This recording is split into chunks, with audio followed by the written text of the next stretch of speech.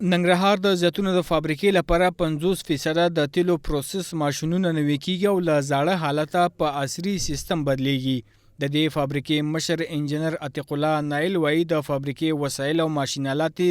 ډیر زاړه شوي دي چې د تیلو په پروسس منفي اغیز کړي. د امیر په خبره اوس د ایټالي هیواد څخه د زیتونو د پروسس لپاره د 8 میلیون افغانیو په لګښت عصري نوي ماشینونه راوړل شول چې یا د ستونزه به ورسره ډیر ژر حل شي. د نوموړي په وینا د دې ماشینونو په نصبولو سره به د تیلو په پروسس کې د پام وړ ښه والی راشي او هم به فابریکه له لوېدلې حالت راپورته شي. دغه ماشینري چې راغله زمونږ په تولیداتو کې او د پروسس په کیفیت کې تقریبا 50% دا به زیاتوالی راولي ځکه دا نوې عصري ماشینري ده او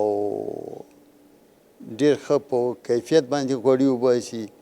او بله فیصدي زیاته وباسي. دا زمونږ تقریبا 10% که وباسي امکان لري چې دا تر 12-14% پورې دا ماشینري وباسي. د زیتونو د فابریکې یو تقاعد شوی کارکوونکی سید رحیم شاه صدیقي چې اوس په فابریکه کې دنده نه لري وایي دغه فابریکه کې په لومړي سر کې شاوخوا 2000 کارګرو کار کاوه